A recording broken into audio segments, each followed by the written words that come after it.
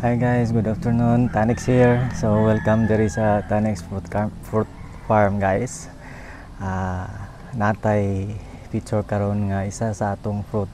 First pa ni nga pagpamunga sa atong fruit mo niya to ang jackfruit or nangka. So pirmiro ginato ni nga kuha guys. Bantayan ninyo na sa mga sakit-sakit tungod kay ulahin nato ni siya naputos. Akong nga bantayan ganina mo man iti mailan guys, so basta hinog na muna nga tingog. So hinog na siya, ikuha na to yung putos bisa na ulahi pero naagid siya mga kuha na daot. So i-try na to guys.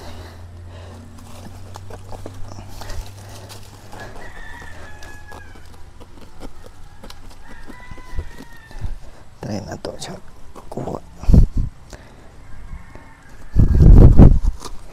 Tilawan na to itong kuan guys, harvest nga nangka dito sa farm. So from seeds ni siya, dili ni siya grafted.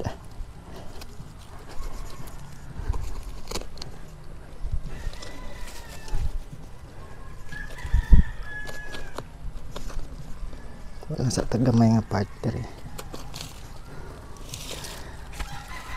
So muna itong nangka dito guys.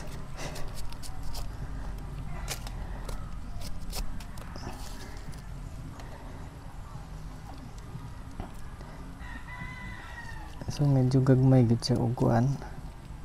Dili gid siya maliwat sa iyahang katong fruit nga pagpalit na to ani. So dili gid siya maliwat basta nangka guys, so dapat mo nang grafted gid siya. Pero ano to?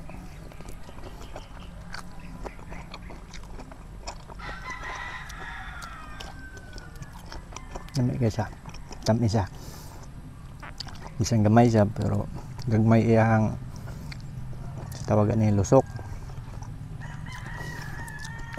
Kulami ka siya guys, dahil ragad pag hinog sa punuan.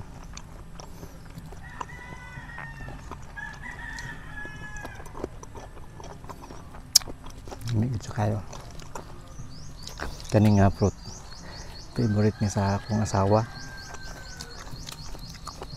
Ako ang videographer na ba.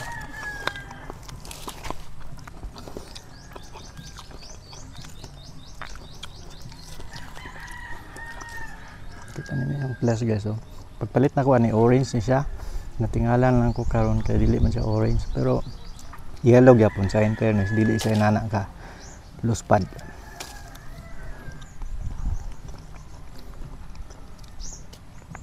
Gwapo gid siya nga nangka. Natay ibiark bago pa lang nato natanom, so taod-taod pa ta makakaon na to